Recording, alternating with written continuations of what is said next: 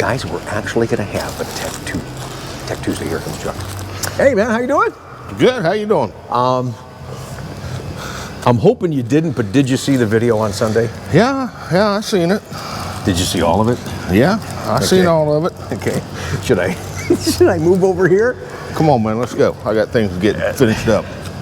Dude, you know we talk a lot off camera, and I just said what I said about you, concerned about you, because I care about you, and I know the folks care about you. A lot of people have been messaging in, hope Chuck's okay, so I tried to get you to talk off camera, so we're not even going to talk on. I thought maybe I could put you on the spot because I know you're the star of Tech Tuesday and you love this. I just thought maybe, because you do open up to the audience, maybe we could talk about your funk, or no? Yeah, let's just talk about Tech Tuesday. Okay, we're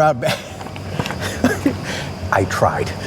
We are back. It's good to see you guys. I appreciate it. It's going to be a little bit longer one. I said on Sunday when we did, I love the viewer mail because I get to sit and just talk to the audience and read some of the great feedback and share their passion for the car. Today, same thing. Going to spend some more time with us today on the channel. If you don't get a chance to watch this in its entirety, please come back and finish it up. We got a lot of your questions already tabled a lot for hopefully next week, but some of you guys gave me a little bit of a hard time. They're like, hey, there's no Tech Tuesday, no Tech. He and I both have day jobs, so we're doing what we can. Even he was shocked for a while there. We were doing Tech Tuesdays every Tuesday. That's the goal, but it's really hard to do that. So it's wonderful to be back. Good to see you, seriously. Good to see you. Thanks for the emails. Here we go. Tech Tuesday questions and answers. All right, me first? Yeah. I've got one here. It says that they was going to do the DCC fluid add on a 2023 Corvette, and they couldn't find the part number for the clips that break on the air cleaner. They've talked to GM and Partech, and they don't have a clue what it takes to get these clips. All right, here we go. This came from another Chevy dealership, by the way. Yes. Emailed us and watches our Tech Tuesday. Go ahead. I'm sorry. The part number is 115-47116, and I have one here. The difference is they're gray instead of black, but they're identical, just different in color. Okay. But these are usually the ones that break.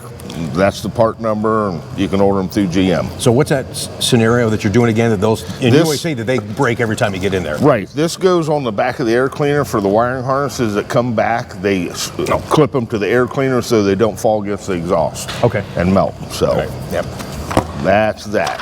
All right. This comes from KVET 2020.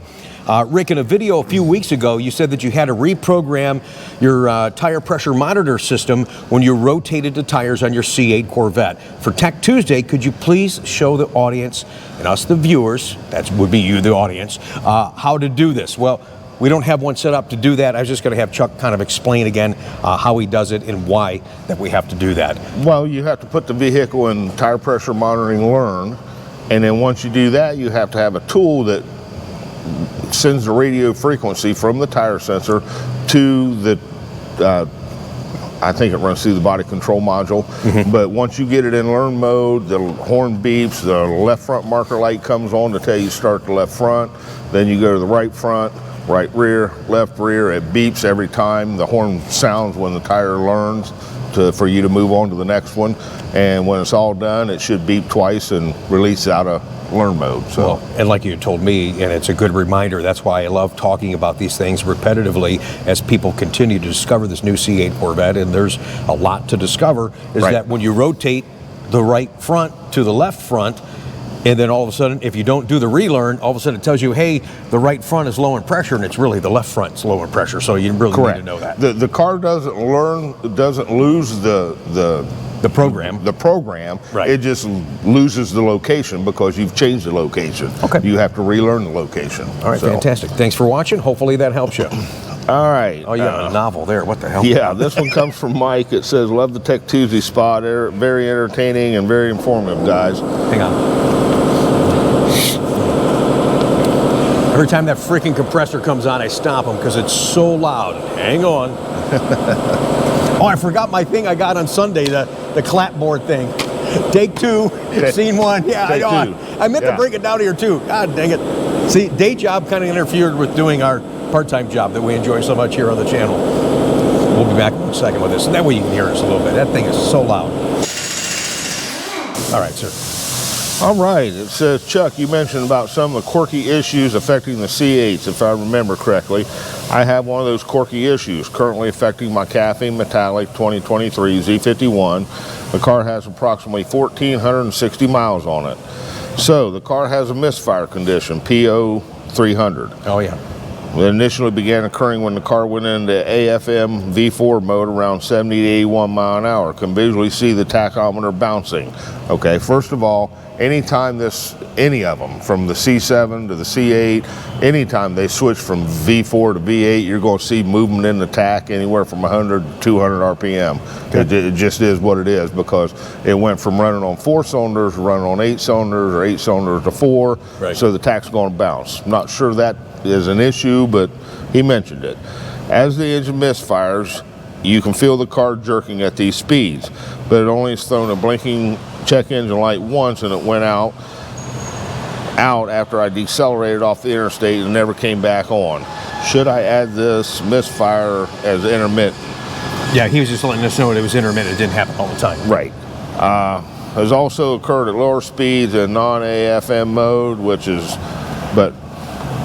but not as often as the car. I spent a week and a half at the dealership where I purchased it, and their solution after discussing with GM was to drop the engine, replace all the lifters and all the associated solenoids regarding the AFM. They advised to come back, pick up the car, as they had to order the parts and it may take a while. Thought it might be a little drastic, as I would think a misfire would be caused by a mechanical issue such as lifters. Wouldn't be intermittent and would occur anytime if the vehicle went into AFM at any speed. Okay, I've since taken the car to my Corvette club sponsor dealership, and that's where they currently, as of my email. Wondering if Chuck, you personally have encountered any issue as described above on any C8. The only misfires I've incurred on these C8s was when they first come off the truck, the soot that could build up as they go down the assembly line. They're started, shut off, can get a soot build up. But with 1,400 miles on it and the fact you're driving the car, I wouldn't think that would be the issue. Other than that, I haven't had an issue. I think obviously your dealership has started a technical assistance case on it, talking with GM. Yeah. So once GM is involved with the issue, I guess we have to do what they say, because they built it and they're the ones standing behind it. So just to go back to, and yeah, it does sound very involved in that, but go back what you had mentioned, and going back to when the C8 first come out, we discovered too that soot issue. You would have check engine lights, and we would have very rough idle on the car. Freaked us out for a second, thinking we had some issues, and really all that was at 2,500 RPMs, just keep your foot on the gas pedal, and we did that for like, 10 minutes or something like that. Heated them up, burned them off. You had to clear the codes from the check engine light, and it was fine, and it really was all that was. And I have heard some spark plug issues on these, that they're not properly screwed in at times, and back it out a little bit, that can cause a misfire code. So that might be something else you might want to have checked, are the spark plugs in. And yeah, because Bowling Green Assembly is not checking the spark plugs. That stuff is one unit put together, and then they put that they install it. Yeah, it comes on a robot. If you've toured the assembly plant and you haven't yet, you have to. It really gives you an appreciation for the C8, as you can see one up in the air back there. Emmett, by the way, in Michigan, that's your car, dude. But it is amazing how they have to orchestrate so much to put these cars together, man. It is just bizarre. So absolutely, there's a number of things that can happen from so many different people that are touching these damn things. So hopefully that guy does all right. This comes from James Grimm. Rick, love the shows every week. Thank you so much. How can I order that 70th anniversary emblem that you showed on your Coffee with Conti show on Sunday? Also, too, people, please pass on some good words to Chuck. We've learned so much from him. I guess he's okay. He says he's okay. From Jim in Oklahoma. Anyways, you can go to ParagonPerf.com. There is a discount code using Conti at checkout. It applies to some, I don't know what it is. Just put it in there. If it applies at a discount, you'll get an extra 5% on those. You got to buy them in a package of 2. I just got mine, and I love them, and I can't wait to put them on the car. I haven't got my car back yet, though, so we'll show that once we do. All right, this one comes from John. It says, hi, Rick and Chuck. Thank you for all the great information you continue to provide. When I first started watching your channel well over 2 years ago, I was patiently waiting for my C8 and learned so much about this great car before I took delivery. Now that I've had my 23 since last summer, I find even more value in the discussions during Tech Tuesday. I live in Northwest and have not driven the vehicle much this winter. I start the car often and let it run and move it around in the driveway so the tires get some activity.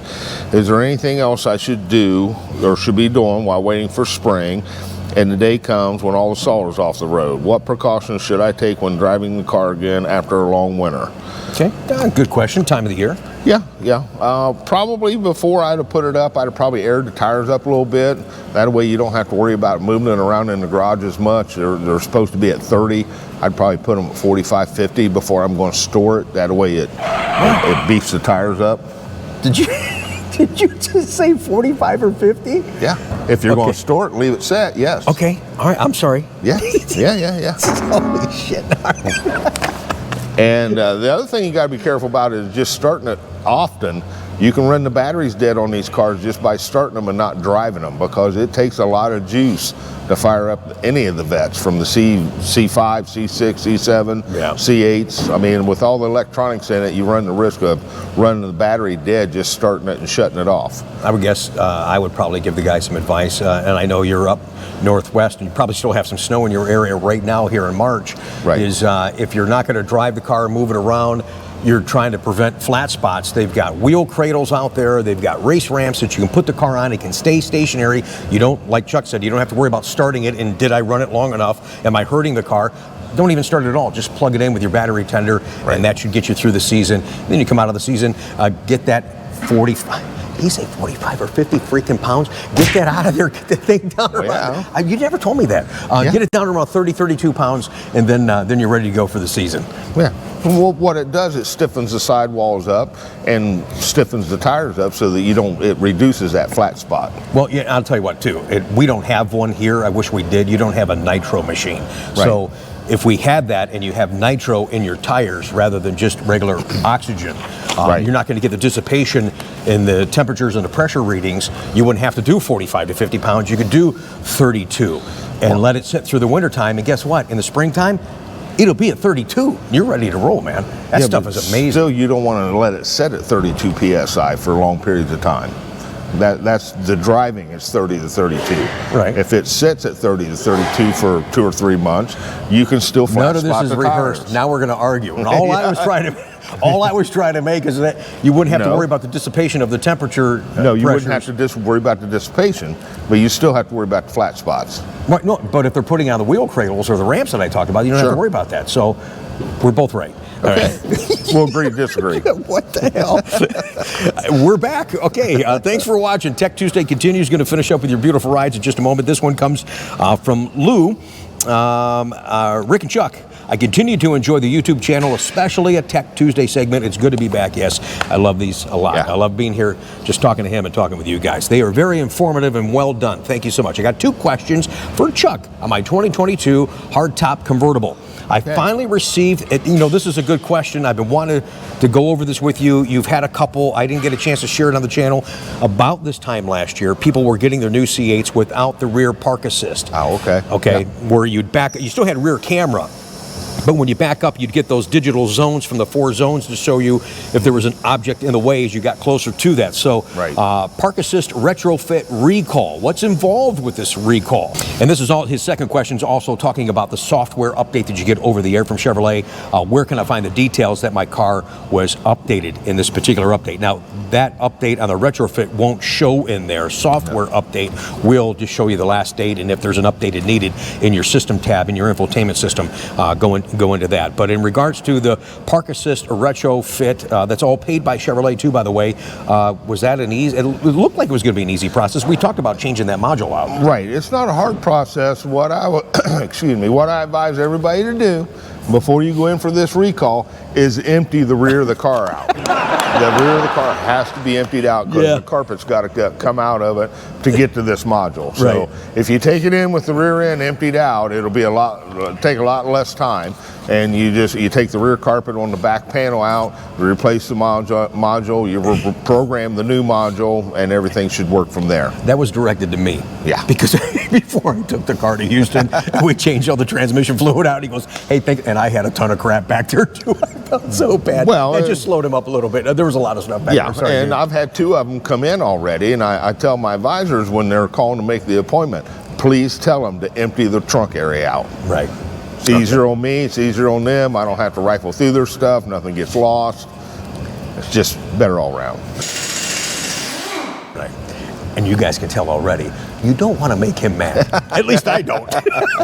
All right, Tech Tuesday continues. All right, this one comes from Michael. Said, wanted to know if you guys can go over the proper brake bleeding procedure for the C8 Stingrays. I've seen few articles that state you need GM scan tools in addition to traditional pressure bleeders we've all grown accustomed to. I like performing routine maintenance myself. I have several conflicting articles on the brake bleeding procedure for C8s and want to ensure I have the proper tools before doing so.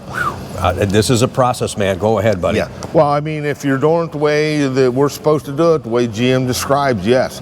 First thing you have to do is go in and disable the power brake assist inside the PMV so that it's no longer assisting. The next step is to disconnect the fluid level sensor out underneath the hood. The next step is to disconnect the battery. Oh, yeah.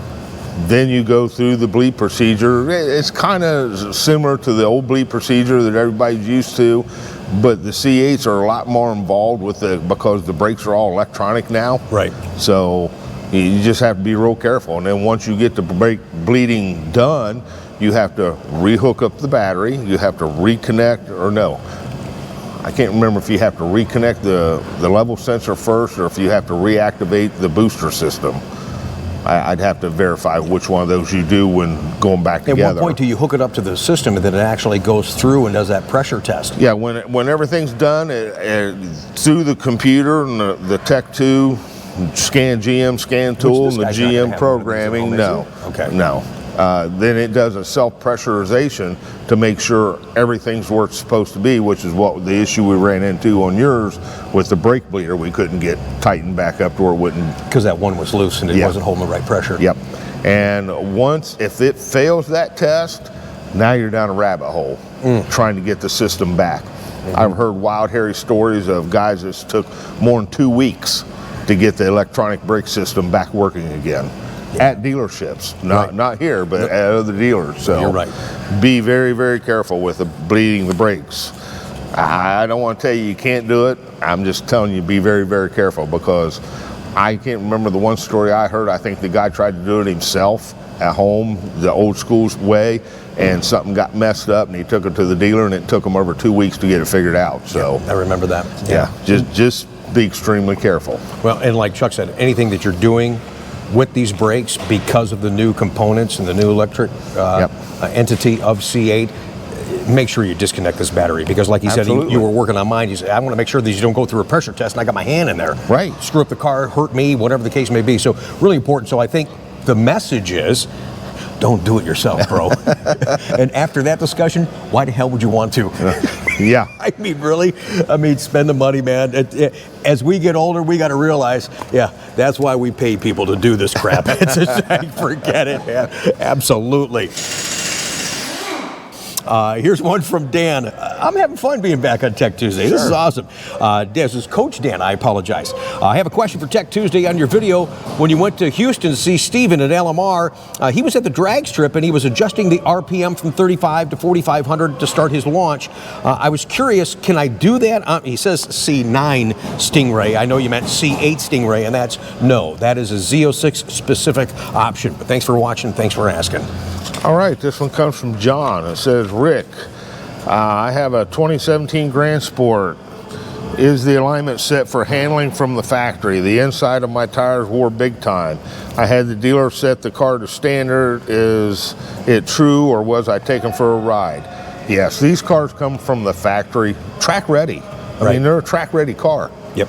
Yeah. So the toe and the camber are set so that inside is making that more contact for tracking, so that's why they wore out. Well, no, here's the problem. The inside wears out on the street because you're not tracking. Exactly. Right. The camber's tilted in, the steering's tilted in, so when you lay that thing in the corner at 60, 70, 80 mile an hour, it switches the weight and puts the tire from this back flat, and then going down the straight, it's back to this. So, yeah, on the street, they have basically a track alignment. I mean, you can go more aggressive with a track alignment. They have it out there. Right. But from the factory, yes, they're track ready. So what I usually do, we've come up here with what I like to call custom alignment. I like to take the camber, instead of them being cambered like this, I try to straighten them back out the best I can, and the toe, instead of them being towed in, I try to straighten it out more.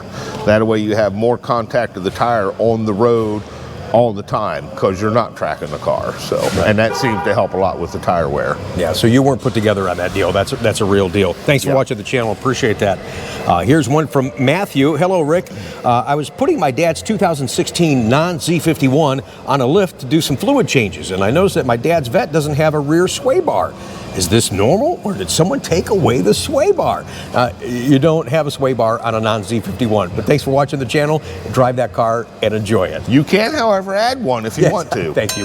Yeah, Yes, everything, the holes are in the A-frame and everything. If you want to add one, you can, but no. If it's a non-Z51, nobody stole your spoiler or your sway bar. All right, cool. Thank you. All right, this one comes from Keith.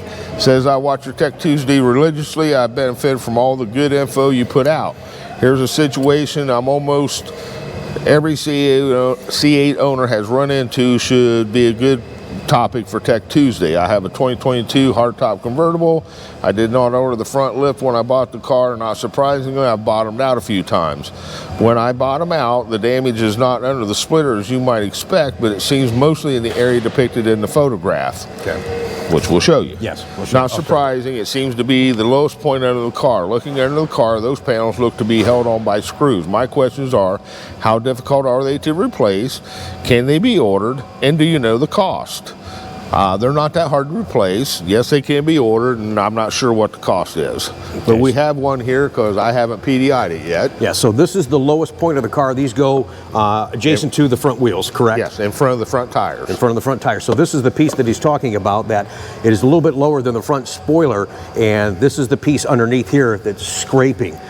So it's really not that bad because you're just hitting this plastic piece. But yeah, but I don't think you can get just this piece. I think you have to order this entire piece. Correct, yeah, because this is kind of like it's riveted on. Yeah, it's special rivet on there. So yeah, you got to buy this whole piece on the underside, and your parts department at your Chevy store should be able to get that for you. So don't be too concerned. One other little tidbit is, if you're trying to replace this yourself, there's a hidden screw right here that you access through this hole here. So you'll get all these screws out and go, man, it still won't come off. Snap. And it's because there's one right there. So, all right, hopefully that helps you, man. I'll throw this picture in here real quick. And that's when I went over these railroad tracks, and I'm coming down like this, man. And I didn't have front lift. I don't have front lift on my 23, didn't have it on the 21. And I went as much angle as I could. And I didn't scrape the front spoiler, the splitter rather. I scraped, I think, that piece. Then I'm underneath looking at the car, and I'm like, yeah, okay, all of this is it's just that plastic piece. I'm fine, no big deal, great. Right. Nothing visible on the outside of the car. I was happy, man. And the non-Z50 or the Z51s don't have that little flap down panel we showed you. So that has to do with air distribution underneath the car, right, for the non-Z51s. So okay, interesting. Thank you, man. Thanks for watching. All right, this one comes from Jerry. It says, thanks again for all you do to the C8 community. You are my go-to with all things C8. Really enjoy your channel. I just wanted to say I finally got it. Just took delivery last Thursday. With the help of the crappy weather, I was able to put about 100 miles on it. I'm enjoying the car so much. However, I have a concern about the transmission already. When I come to a stop, it seems to have a harsh downshift. Is this normal?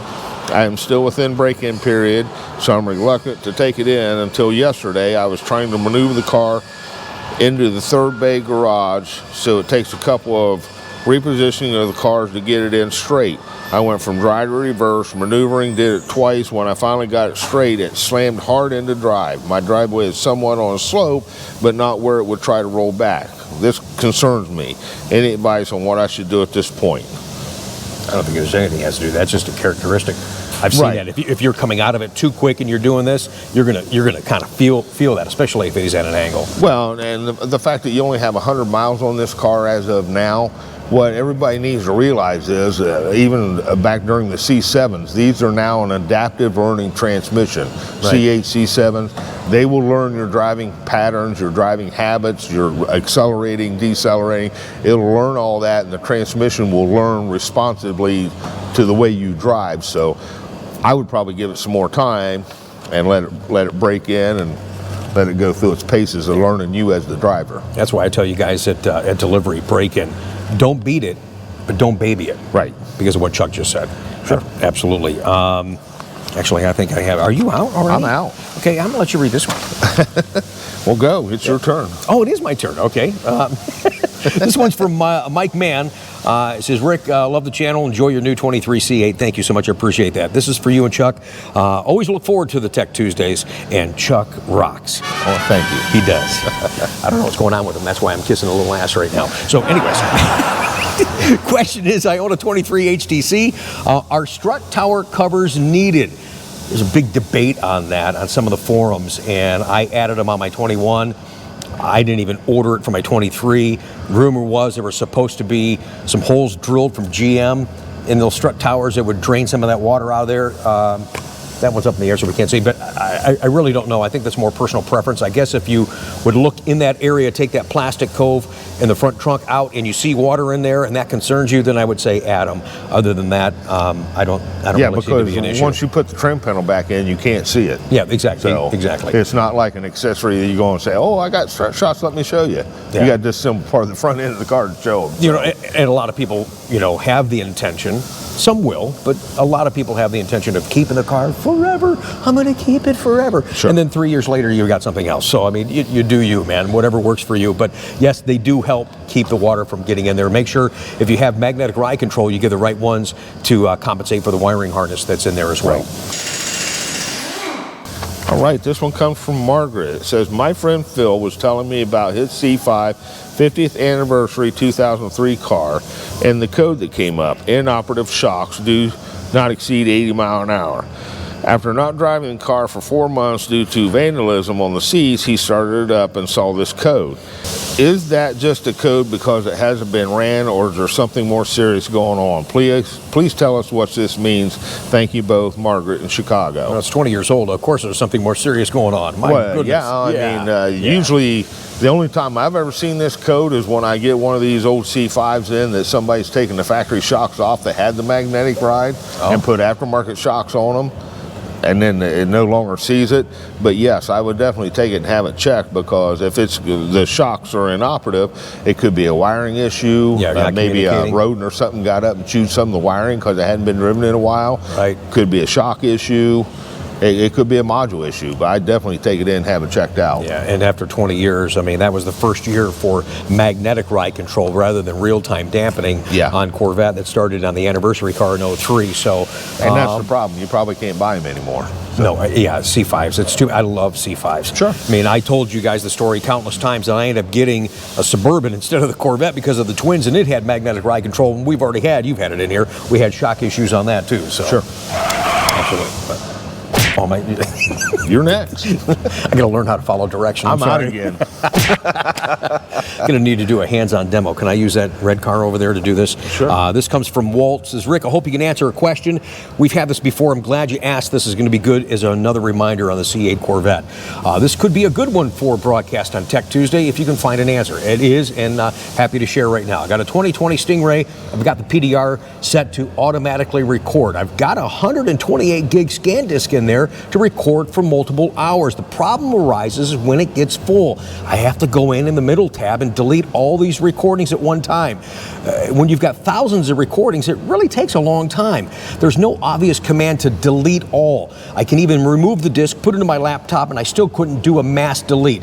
I've called the Corvette concierge, and I've never heard back from them. Well, and maybe I misunderstood the question, because I'm still going to show you something here. If you're trying to do a mass delete, I don't have an answer for you on that.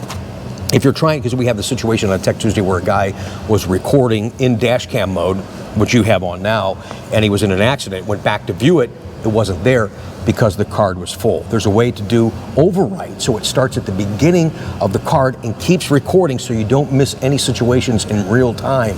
Then at your leisure, take it in, put it in your laptop, or go into the recording setting and delete what you don't need, go into the grocery store, whatever the case may be. So I thought that was kind of what you were asking, but you're asking about a mass delete. That I don't have an answer for on that. I like the idea of putting it on a laptop and just going in there and highlighting everything and just hit delete and be done with it. Sounds like a good plan to me, and I do that a lot on my PDR footage. But let me show you inside a car real quick and how to do the overwrite, so that could alleviate some of the situations that you got going on and maybe help some of the people watching right now. You're not leaving me, are you? Nope. Just got them back. I don't want them going anywhere. This car's been sitting a little bit, so we're gonna have to wake up the key fob. Okay, here we go.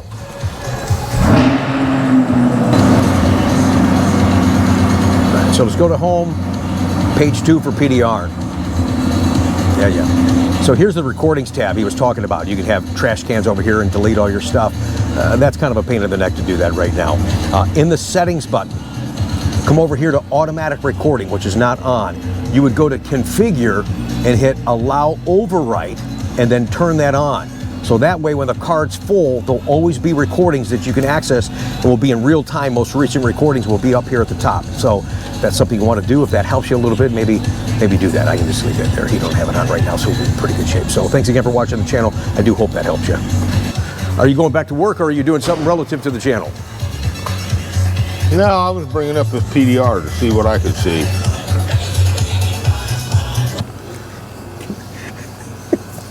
For once, they come over here and it's not playing Christmas music. They came. Right, round, round, round. Yeah, okay. Right. Dude, seriously, good to have you back. Good to be back. All right. You're a little cranky. But that's okay. I'll take them cranky, right? Right, absolutely. Thanks for the questions. We've already tabled a bunch to hopefully what will be another Tech Tuesday next Tuesday, or when we can do them. And if we don't, relax. Don't get upset. Don't be throwing shots, kicking me in the nuts, whatever you guys do, it's nuts. Before the Beautiful Ride segment, I tell you guys, when you come in here for delivery, a really nice guy, local guy, you'll see him come in here for service. And I didn't film that delivery. I wish I would have. Jim's a great guy. We sat in the car. Oh, I think we were in the car for like an hour and a half just talking about life and really what Corvette means to us and how special it is. And Jim, you're a super cool guy. You watch the channel. Thanks for that. Thanks for making every day count. And he goes, hey, I did something special for you as I drive out. And as he drove out, he had programmed on his phone the very song that we play for you guys each and every Tuesday from Anna Yvette. I can't wait to see you again. That was so freaking cool. So Jim will be the first picture you see right now on your beautiful rides. Any final words? See you next time. Next time or next week? Next time. I'm trying to get a commitment out of here. Thanks for watching. We'll see you soon.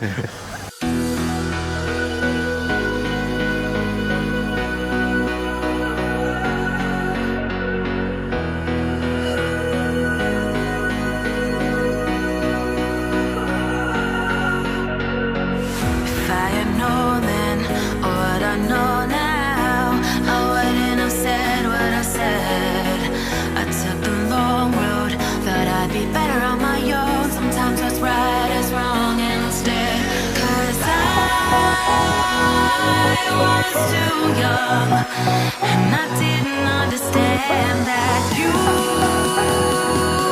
were the one, and I can't wait to see you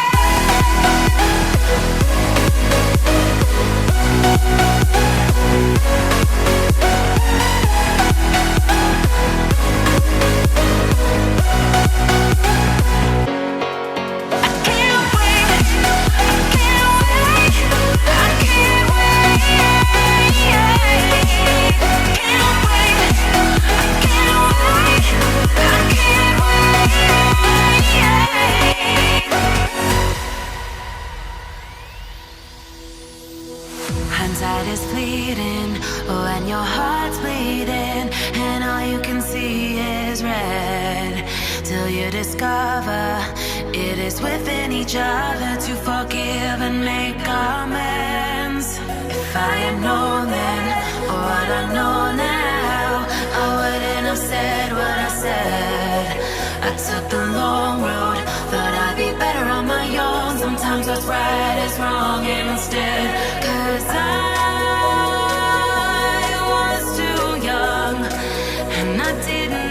understand that you are the one, and I can't wait to see you again. Oh, I can't wait, I can't wait, I can't wait, 'cause I was too young and I didn't understand that.